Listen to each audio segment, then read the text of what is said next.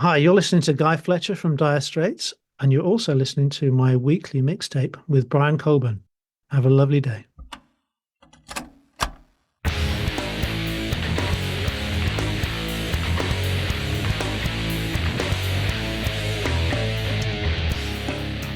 Welcome to my weekly mixtape, a podcast that takes the classic mixtape approach to building a modern playlist. I'm your host, Brian Colburn. On tonight's special Song Dive edition of the show, I'm joined by Dire Straits' Guy Fletcher, who spent the last decades as well with Mark Knopfler's solo band. Guy is an incredible music producer as well as a credited Dolby ATMOS engineer, something I'm very excited to talk a little bit more about. Guy, thank you so much for joining me on my weekly mixtape. It's a pleasure, Brian. Good to be here. Well, before we dive into things, I'd like to start by asking you my first-time guest question, and that is, Guy, what does the word mixtape mean to you? Oh, well, it's a collection of one's favorite songs, isn't it? It's the stuff you want to listen to when you're doing whatever you're doing, driving or vacuuming. I don't know. Yeah, it reminds me of when I was a kid, cassette tapes and just putting all your favorite stuff onto tape into one format. Yeah, a lot of fun. Yes, and today I get to talk about a lot of the songs that you have recorded on that made a lot of my mixtapes growing up. Now, Guy, your tenure with Dire Straits began on the 1985 album Brothers in Arms, but you worked with Mark prior to that on a few soundtrack albums, being 1984's Cal, along with Comfort and Joy. Could you talk about how your musical relationship with Mark came together and then evolved into your role with Dire Straits? Yeah, we got together in yes, it was 83, I think, and he was looking for somebody to work with him on these two soundtracks he was planning on doing, Cal and Comfort and Joy, because he'd just bought this thing called the Synclavier, which was a very state-of-the-art digital music system, and he needed somebody to A, operate it, and B, realize his musical ideas. And that's exactly kind of what I do. I took one look at it and thought, well, how hard can it be? So I skimmed through the manual and figured out the essence of it. And yeah, we set to work pretty much straight away. He played me a lot of the stuff that he was into at the time. There was a lot of J.J. Cale and some Dylan stuff and some blues things. And I was very much into the same sort of stuff. So we hit it off straight away. And yeah, pretty soon we realized that we had a good working relationship together, and he could get his stream of ideas down, because at the time, well, I mean, he's always had an incredible stream of, yes, ideas. He's very prolific, obviously, with his songs, but his music, his musicality it just pours out of him. And I was sort of the facilitator and enabled him to record it. Now, diving into the Brothers in Arms album, Money for Nothing was the song that introduced me to the band, given my age, before my father could take that opportunity to bring me down the Dire Straits rabbit hole, if you will. I've always wondered if the song's main introduction was recorded prior to Sting's involvement, or how that collaboration came together. Yeah, the intro to Money for Nothing was, yes, it was put on the track after the main track was recorded, I seem to recall. Sting came in a little after that. The track was actually, at one point, it was in the bin. We weren't going to carry on with it. Really? And Neil Dorsman, the producer, who Neil just did a fantastic job on that album, by the way. Neil and I said, because Mark was getting a bit fed up with it, the band weren't really inspired by it. And Neil and I said, come on, let's go back in the studio after dinner. This is one evening. And Neil said, get on the Yamaha synth, the DX1, and I'm hearing some kind of dinosaur sound. So I came up with this sound and did this sort of what I call the crash sound, which features all the way through the main body of the song. And Mark heard it the next morning, and his enthusiasm for the track was revived, and he put his guitar on right that day. And then the track everybody sort of started to get excited about the track again. And the intro that came about a little later. And then, of course, Sting just happened to be on the island on holiday, and our paths collided. The coincidences started to happen. And yeah, he found himself on the song. And yeah, the next thing you know, we've sort of built this, what's become an epic, but we had no idea at the time that it was going to do what it did. Indeed, the album. We were just making another album. We didn't really expect it to be what it became. Well, I guess in a case of poetic foreshadowing, Money for Nothing, complete with the I Want My MTV opening lyrics, became a huge staple on, wouldn't you guess it, MTV. Yeah. When the band was making this music video, was there a sense that you were treading some new ground visually? Because this was one of the more unique video concepts of the entire decade. Yeah. I think when we saw the first animation, yeah, we definitely thought this is different in a really good way. I remember being excited about it. Obviously, I wasn't involved in the production of the video. Mm-hmm. We were pretty busy at the time because as soon as we finished the album, we started the tour. So we were really kind of swept away without really thinking too much about the album's success. The next thing we knew, we seemed to be number one everywhere. It didn't really hit us until long afterwards because we were just so busy. And, the band had been so busy before my involvement. I mean, the number of gigs Mark and the band had done, just trying to get a foothold in, trying to find some sort of success. The band worked very, very hard. And it's very easy to forget that, the amount of work that went in the early days. But yeah, we just got swept away on this wave of success. And obviously the MTV link hyped it to a massive degree. And it was a great time to be involved in music video. Hello, Pantheon podcast listeners. Christian Swain here to tell you more about my experience with Raycon earbuds. Our family now has 3 pairs of Raycon earbuds around the house, and my wife just grabbed a pair of the Headphone Pros to replace some headphones from a company that was double the price. And yes, she loves them. Now, if you haven't pulled the trigger on a pair of Raycons, or even if you have, but you're in the market for another pair because they're just that good, well, now is the time to check them out because they just launched their upgraded model of the best-selling everyday earbuds. With Raycon's upgraded everyday earbuds, now you also get active noise cancellation, ergonomic design, and multi-point connectivity that lets you pair with 2 devices at once. New quick charge function, 3 customizable sound styles, plus awareness mode. Available in a variety of vibrant new colors to complement any and all skin tones. I even have a pair of earbuds in a cool green color. I have tried just about every earbud known to humankind, and these Raycons are fantastic. Seriously, if you've been wanting to check out Raycons, there truly is no better time. You're going to ask yourself why you didn't check them out sooner, and Raycon offers a 30-day happiness guarantee. So what are you waiting for? Go to buyraycon.com/Pantheon today to get 20% off your Raycon order, plus free shipping. That's right, you'll get 20% off and free shipping at buyraycon.com/Pantheon. buyraycon.com/Pantheon. Well, in 70 plus episodes of my weekly mixtape, I've only been able to ask this question one other time, and that was to Bill Gibson, who's the drummer for Huey Lewis and the News. Money for Nothing, both the song and accompanying video, were parodied by Weird Al Yankovic as Beverly Hillbillies, the video of which was included in his feature-length movie UHF. Yeah. Growing up listening to all the music Weird Al was parodying, I've always wondered what the actual artist's thoughts were on his renditions. So were Dire Straits a fan of Beverly Hillbillies? Yeah, we loved Weird Al. And when he did Money for Nothing, we just thought fantastic. Mark and I actually played on it. He approached us and yeah, we added a couple of, he played his guitar and I played that sound that features on the track. Yeah, we absolutely loved it. In all my years of listening to Weird Al, I did not know you played on that track. That is so awesome. Yeah, a little known fact.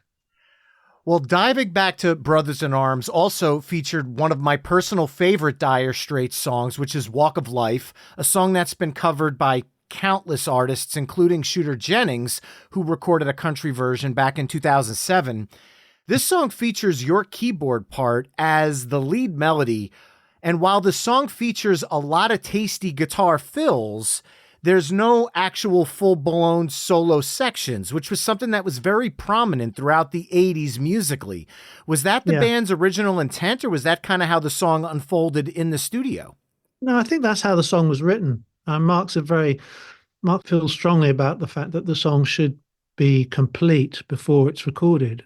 obviously things do change. Money for Nothing certainly changed.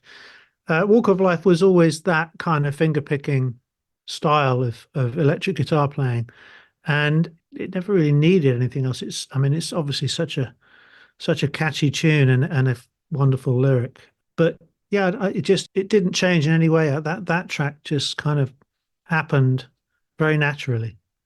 And again, yeah, that sound came from that same synth again, the Yamaha DX1, which is pretty prominent throughout the whole album. That big FM sound. Now, after the success of Brothers in Arms, you worked on the soundtrack to the 1987 film The Princess Bride with both Mark Knopfler and Willie DeVille, who we sadly lost in 2009. For folks my age, mid-40s, that movie is our childhood treasure. And I think the score and soundtrack play such a pivotal role in selling the movie's fairy tale atmosphere. In terms of scoring this movie, were the songs written after the movie was filmed, or were you working in conjunction with the filming? Because they're so cohesive together. No, we weren't working. I mean, obviously, Mark wrote all the music for that. And I performed, I think it was 98 or 99% of it, because it was done on the synclavier. There were only a couple of things that weren't synclavier, which was Mark played a nylon guitar. But the songs weren't, obviously, they were written to the scenes, as in any normal film. But it is a completely unique soundtrack, isn't it? In the way that it does, like you said, lend itself to the fairy tale. And it sort of happened by accident, because nowadays scoring is done with samples, and the technology available now means that composers can recreate the orchestra and then record it with real players when the budget allows. Mm-hmm. In the case of Princess Bride, we were planning on doing just that, but for one reason or another, we didn't. And Rob Reiner loved what we were doing, and it has that sort of unreal bad sample sound to it.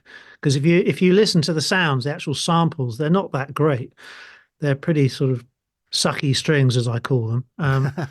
They don't really lend themselves. They don't really compare to the real thing at all. But it really, really helped, as you said. It really helped the atmosphere in the movie, the whole fairy tale, the whole otherworldliness of it. And I've never come across another soundtrack that sounds like that. So I think that does have, I'd like to think it played some part in its, cult success, because it certainly does have that status, doesn't it? I mean, it certainly does. For me, it's a big movie because it's the time that I got together with my wife, who I'm still married to now. So we were working in LA, and yes, we kind of got together around that time. And when I took her to see one of the screenings at Princess Bride, it was quite a special moment. So yeah, so it's very big in my heart, that movie, and obviously, yeah, I love it. Same here. Well, looking at Dire Straits' final studio album, 1991's On Every Street, I'd like to first talk a little bit about Heavy Fuel. And I apologize in advance, Guy, but this is where my musical nerdum is going to come into play here. I hope this isn't too deep in the weeds, but I like a nerd. Recently, the song came up on one of my streaming playlists, and I immediately realized it sounded different. And when I pulled out my original CD, because On Every Street was one of the first 5 CDs I purchased with my own money, I listened to it hundreds of times. I realized there's an extra 4 measures of music before the second and third verses on any subsequent later productions of the album, but not the original release. Was the longer version the band's original intent, or was there like an alternate take that was a label decision or something? No. The original would have been the longer version. I'd forgotten about that. Yeah, I think they were just edits done for the original release. Yeah, that's a good point. I'll have to go and listen to that. I do remember it vaguely. I didn't do the edits, but Chuck Ainley will have done them.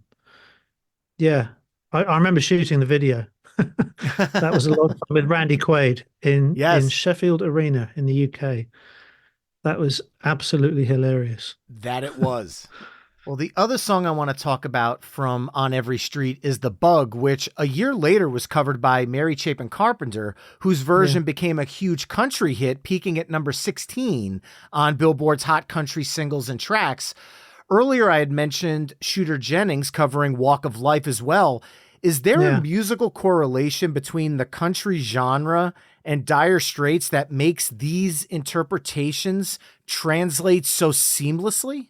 Yeah. Well, obviously, Mark is very much inspired by country, what I would call original country. The time he spent in Nashville, particularly when we were working with Chet Atkins. Yeah, I mean, his musical history goes back a long way, into the Americas. And I think a lot of Mark's songs, if not all of them, are influenced both by folk music in here, over here, and folk music in America and country too. So yeah, there's a big pull. And I think around that time, especially, he was writing stuff that was very easily coverable by country artists. I mean, you could argue that that album is kind of a country album. Certainly, a lot of people called it that, although we never did. But yeah, quite a few of those tunes are essentially just country tunes, and yeah, good songs too. So that's why they get covered, because they're good songs. Completely agree. Now, Yeah. you had brought up Chet Atkins recording with Mark, and I want to talk about the Neck and Neck album for a second, if you don't mind. On that is a cover of a cover, as Yakety Axe is a cover of Boots Randolph's Yakety Sax. Only the version you guys recorded in 1991 featured an updated arrangement with new lyrics by Merle Travis. I'd love to hear about the dynamics of working with both Mark and Chet together and what the two of them brought out of each other musically on that album. Wow, it was a wonderful experience to be in any room with both of them, because they really hit it off. Chet was fascinated by Mark's thumb. I remember that he used to comment on the size of Mark's thumb and couldn't believe how he could do what he did with it on the guitar. And obviously Mark's love of Chet and his music and his history throughout the early Nashville. When Chet was producing in Nashville, Mark was massively influenced by that and a huge admirer of Chet. So when they got together, it just seemed like a match made in heaven. And of course, they became very close friends. And it was such a sad moment when we lost Chet. Yeah. But working with him was it was just so much fun. Chet was a very funny man and very generous, very warm, and incredibly talented. And, hearing the two guitar players together, because they didn't play the same, they complemented each other beautifully. And because Mark understood that genre, and Chet certainly understood Mark and loved, I suppose, the more rock and roll side of where Mark was coming from. Yeah, the making of that album was a lot of fun, and we made it in several different places. Some of it was done in Nashville in Chet's house, and some of it was done in London in Mark's old studio, which was in a little mews. Awful place, really, but since then we've moved on a long way, and obviously Mark built his wonderful British Grove Studios, which is where we record now. But we did make a lovely album, and yeah, it was a wonderful, very happy time. Well, you recently compiled and mixed the 2023 Dire Straits live box set, which included the unreleased 1979 Rainbow Theater show. Without getting too deep into the technical aspects of studio mixing, though I could probably talk about that all day, given the live recording limitations in 1979, at least in comparison to what's available now, how many audio channels were you working with on this mix? And did you face any challenges in that project that maybe wouldn't be prevalent in this day and age, considering we're working with pretty much limitless digital options? No, it was well recorded. It was as simple as that. It was done by, I don't know who the engineer was. I can't remember, but it was done on the Manor Mobile, which was a very busy, popular mobile recording unit. It was just 24 tracks, just 2-inch analog. And when I put the first tracks up, I just thought, well, this is going to be absolutely fine. It wasn't a problem. It got a bit, because it was the last night of the tour and there were some guest artists, it got a bit crazy at the end. There was I think one of the encore numbers, there are two basses playing. Oh. And which I kind of had to had to sort of skirt around because it was pretty messy. But overall, it was just really well recorded. And when you've got good source material, there's really no excuse for not making a great mix. Obviously, though, yeah, there was a bit of a bit of spill as always, but it was a lovely big. The Rainbow was a great room to record in, and the guys who did it knew what they were doing. So I was kind of blessed to have the opportunity to do that.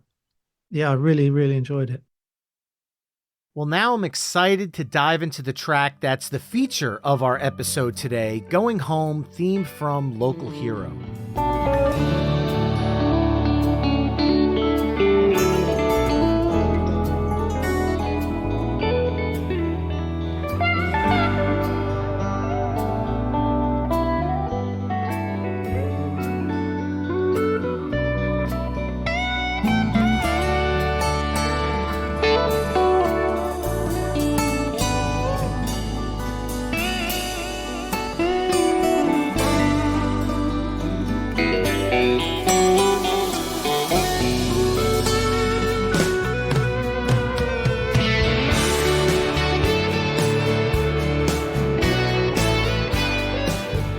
The track was originally recorded in 1983 for the soundtrack to the movie Local Hero, but in 2024 the song has been given a total overhaul and has been re-recorded for the benefit of charity as it aids both Teenage Cancer Trust and Teen Cancer America. Before we dive into the song itself, how did the charitable nature of this song come about? Well, it was an idea that the idea didn't come from us. It came from a chap called Peter Bradley, who is heavily involved with the charities and in particular the Buddy Holly Foundation. And he and a guy called Mike Reed, a DJ in London, came up with the idea of using that track to try and generate some money for Teen Cancer America and Teenage Cancer Trust. They went ahead and recorded a little version of it in Nashville. This is before our involvement. And then they sent it to Mark and I and asked if Mark would like to play on it. And he said, well, yeah, I'll play on the bits that they've got right. And we'll, so we did. I recorded his guitar and then I thought, well, hang on, there's more to this because the track that they recorded was great. And they just didn't have a very good intro. The intro was kind of free time and it didn't really go it meandered a little bit. And it occurred to me that if it had the proper intro like the original, it would be much more playable on for players to come on board. So we had recorded that track, an instrumental version, coincidentally for the Local Hero musical, which we started working on in 2016. And Mark was insistent that he wanted to record demos with the band of all the songs. They were completely unused. We never used them. We never released them. They were just demos. And of course, we recorded Going Home. And I thought, well, if I can just tag that on. So I spent a day doing a big multi-track edit, tagged it on the front of their version and said, there we go. Now we've got a track. And the charity said, you've got to produce it. So that's when I became the producer. And then as soon as that was done, Mark played a little bit more on it and suddenly everybody wanted to be involved because Mark had become involved. So all our mates wanted to pile in. So Townsend and Clapton showed up. Albert Lee was one of the first to come on. And so I recorded a lot of them at British Grove at Mark's studio. And then as word spread and as people were asked, I had an influx of, it just became more and more players. And of course, the track, which was originally 3 or 4 minutes long, had to be extended. So each stage, I would edit and extend the track. I had an inkling that it would be quite big in terms of the number of players. So I prepared myself for 6-7 minute track. I wasn't quite expecting the 10 minutes that the version is. But once we got Ringo on board and Zach, his son, also, I had quite a lot of drums to play with. So I was able to have enough material to extend. I never repeated anything in the track. It was always fresh because there was just so much stuff to come to use. But, it was, probably the biggest editing job I've ever undertaken. But by the same token, it was done over a 2.5 year period. So the thing evolved in a nice way. Just to give listeners a small sample, you had over 60 musicians on the track without going through the entire list, because that could probably take as long as the song itself. Ronnie Yeah. Wood, Jeff Beck, Alex Lifeson, Slash, Bruce Springsteen. You mentioned Eric Clapton and Roger Daltrey, Peter Frampton, David Gilmour, Tony Iommi, Brian May, Tom Morello, obviously Mark and yourself. Did you ask each artist to play through the song in its entirety and then mix their different guitar parts together? Or were the artists tasked with tackling specific segments in the song? No, pretty much I didn't ask anybody to play anything specific, apart from a couple of instances where I thought something would be really good. Most of the players, well, nearly all the players, I just said play as much as you want or as little as you want, wherever you want, and I'll work it out. Leave it to me to work out.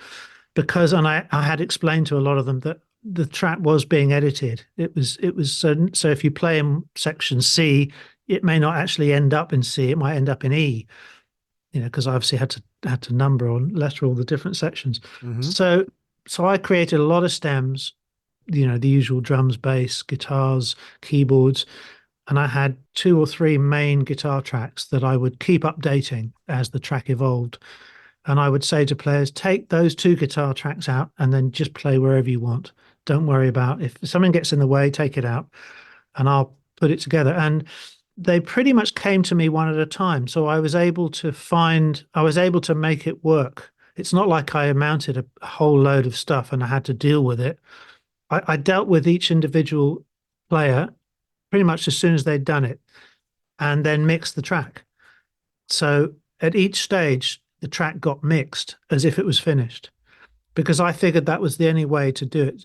Finish it at each stage and then open it up again and then mix it again. And as a consequence, there are 52 different mixes of the track. But it seemed to me the only way to keep it from being crowded. The one thing I didn't want to do was to have it become a mess. And it's close because there's so much going on. But I think it's worked out. There was a lot of great material that I was given that had to go by the wayside just because there wasn't space for it. So, creating space was the name of the game, really. And of course, Jeff Beck was one of the major contributors. It was his last recording, sadly, as Duane Eddy. It's also, very sadly, his last recording. And from a listener's perspective, it truly feels like you took all 60 musicians into a room and it sounds so seamless, as if they're all playing this song together.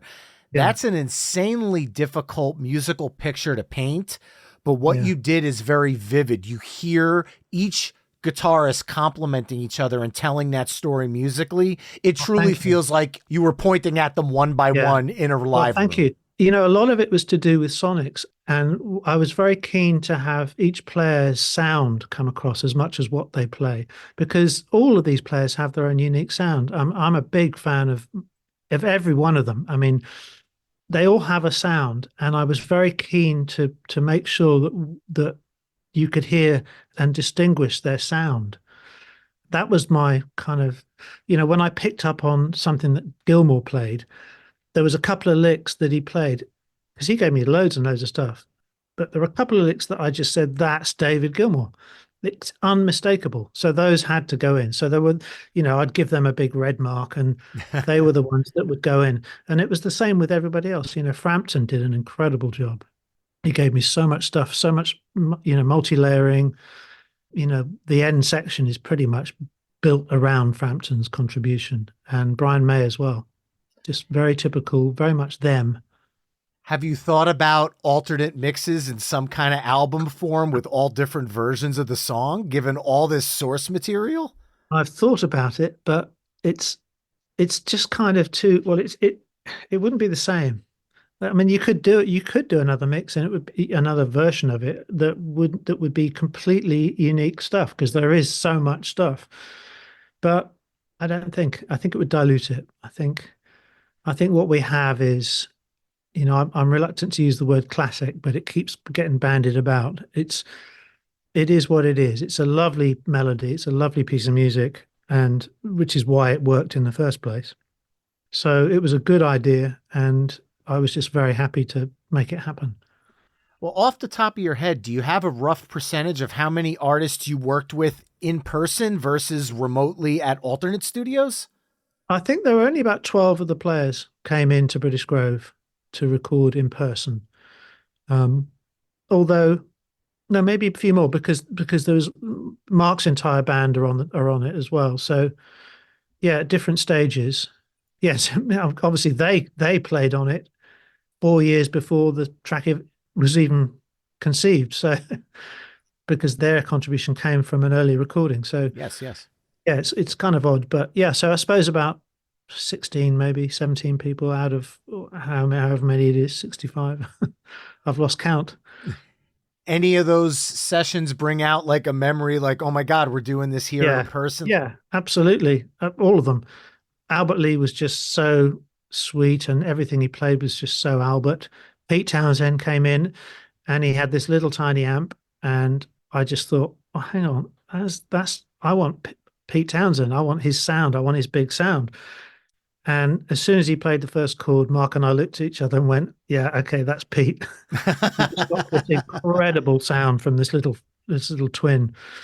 Eric Eric gave me a whole top to bottom pass on acoustic and on electric, and I just thought, I just, it was like all my Christmases had come at once. Everything. You could just do the track, just listen to Eric, to be honest with you, because everything he played was beautiful.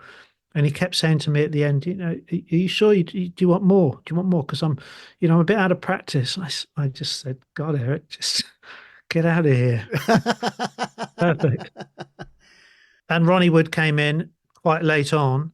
They were just about to start rehearsals or they were getting together for their tour, and gave me a few big chords, and it just instantly sounded like the Stones, which was exactly what we wanted, exactly what Mark and I would. Mark was there when Ronnie came in. Yeah, and it was it was a lot of fun. Most of the day when these guys came in was most of the day was spent chatting and catching up because all these guys know each other, and Mhm. when Pete comes to the studio, we have lunch and we spend the afternoon talking, usually about recording gear, geeky stuff that you know all about. So yeah, it's friends catching up as much as anything.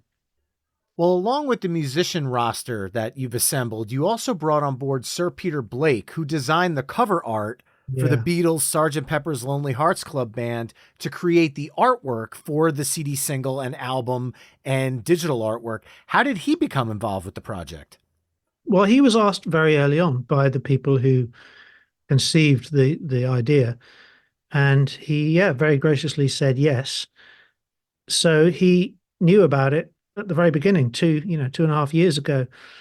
He was struggling with his health at the time, so he didn't get around to doing anything for quite a while. But as soon as we saw what he did, and it was just perfect. It was just exactly what the project needed. And he came to we had a little launch playback at British Grove where a few of the players came.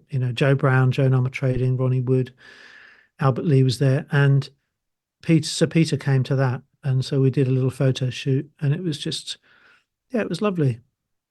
Well, for those listening who don't know this, as I mentioned at the top, Guy is an accredited Dolby ATMOS engineer, which as an audio guy, I'm excited to learn a little bit more about. Can you maybe explain at like a top level what a Dolby ATMOS music mix is for those who might not be familiar with it? Yeah, it's really an immersive mix. It's a mix that comes from, instead of coming from stereo speakers, comes from multiple speakers all around you, or multiple sound sources. So the advantage is that the track becomes more open. You can kind of get inside it a little bit more. Well recorded pieces of music obviously benefit greatly from the technology. So if you take a lot of care with an album and you spend a lot of time getting sounds, when you do an Atmos mix, you can really kind of feature those sounds more, like particularly guitar sounds. Mark we spend a lot of time working on the sounds on Mark's records, and not just the lead guitar, the acoustics, the the all the other incidental instruments, and you can really pick them out and enjoy them with Atmos mixes. Of course, the problem with Atmos is to listen to it properly, you need a lot of loudspeakers. That is changing because I'm involved with a system called Airsound Spatial, which is a way to listen to true Atmos from two, three, or four speakers. So Wow. it's very new. We're developing it now. We've done a couple of demonstrations and everybody's been completely blown away. So you're hearing it here first. Keep your ear out for Airsound because the potential for consumers to be able to listen to Atmos to me is very exciting. To make it affordable, because I mean most artists are doing the mixes now. It's just that people aren't really able to hear them properly. You can hear them with the Apple headphones and it's okay, and you can hear them with sound bars, but it's not true Atmos. So I think anything we can do to get it to the consumer is going to be a fantastic thing because it is a really enjoyable way to listen to music. It's our new favorite. Mark is totally in love with it. That and vinyl. It's Yep. I mean it's a good records sound fantastic on vinyl and in Atmos too. Having seen feature films using Dolby Atmos, you truly feel like you're being surrounded by the sound as well as what you're seeing on screen. But for music, just the sound. Yeah. What is your mindset different when you're mixing the song for Atmos versus a regular stereo recording that would just come through a CD player? Yes and no. No, in that the main thing to focus on is the song still. You can't, it's very easy to pick it apart and for it to lose its cohesion, to lose the glue, because tracks work partly because of the glue that they have. With stereo mixes, when you master a song, you're kind of giving a little more glue with it, a little limiting, a little EQ to make it sort of pump a little bit more. That kind of disappears with Atmos because you don't really need to do that. So you have to sort of find other ways to give it a little bit of excitement if it needs it. So it's very difficult to. It's very easy to get it wrong, I think. And really, I think for me the rule is just keep the stereo as your guideline. And everybody who mixes Atmos does it the same, I'm sure.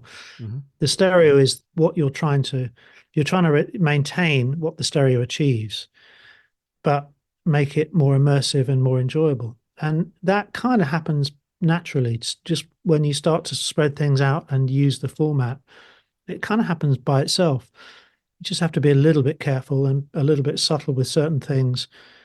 But it's a lot of fun when you've got nicely recorded material. And obviously with keyboard sounds, you can, which is my domain. I love being able to pull keyboard sounds apart because so much of what I do is combination sounds. I don't just have a sound. It's often three or four sounds to get that sound. And they may not all come from a keyboard, but with Atmos, you can play around with pulling those apart and actually being able to identify the elements a little more. You can get quite geeky about it, but essentially the main thing is the song. The song is the main thing you have to keep in mind. Do you see Dolby Atmos being the silver bullet that finally puts an end to the loudness wars that have been happening over the last 2 decades in music, the brick walling? Do you think that this could be the solution that brings people to quality sounding music versus just loud? Well, I hope so. It's already starting to happen. I mean, most of the stuff I'm listening to in Atmos kind of doesn't sound like it's brick walled anymore because what's the point? It doesn't work when you brick wall something in Atmos. Well, some things do, but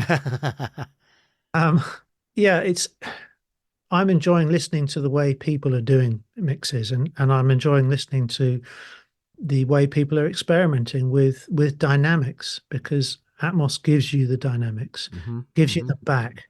So you're right to sort of bring that up. The dynamics that we've lost, mind you, popular music was never very dynamic because you've got to get it to sound good out of a transistor radio. So get rid of your dynamics. But obviously, my background is very much about arrangement and working with Mark, Dire Straits. We took a lot of care in arrangement and dynamics, particularly on our live shows. Dynamics was a big part of it. So, yes, to be able to explore that more is a very cool thing, and people are doing it. Well, for you personally and with Mark in his band, are there any projects that you have right now that are going to follow up Going Home? God, we've done so much work in the last couple of years, and it's all suddenly come out at once. I've kind of got no idea what's around the corner, which it's been great, because I'm actually, for the first week, this week and last week, I haven't actually had anything to do. I'm mixing a couple of albums for some friends of mine, bands who want their albums done in Atmos. But apart from that, it's suddenly all very quiet. So I'm actually spending some time doing some acoustic treatment in my room, which I meant to do 20 years ago. So I finally found time to sort of do something like that. So to answer your question, there's nothing that I can mention that's coming up in the pipeline, but there's bound to be some stuff just around the corner. I know Mark wants to record more music. So, yeah. Well, congratulations on Going Home, Guy. The single came out amazing. It is such a great cause that you're doing it for, and this has been an absolute honor. Thank you so much for joining me on My Weekly Mixtape. It's a pleasure, Brian. Thank you. And for those listening, remember, you can find My Weekly Mixtape on almost all the social media haunts at My Weekly Mixtape. You can also head to myweeklymixtape.com to check out the full catalog of My Weekly Mixtape episodes. And if you like what you're hearing on the show, you can help me out by either telling a friend, leaving the show a 5-star review wherever you're tuning in, or becoming a Patreon mixtaper at patreon.com/My Weekly Mixtape. That's all for this week. Thanks again for listening, and until next time, enjoy the tunes.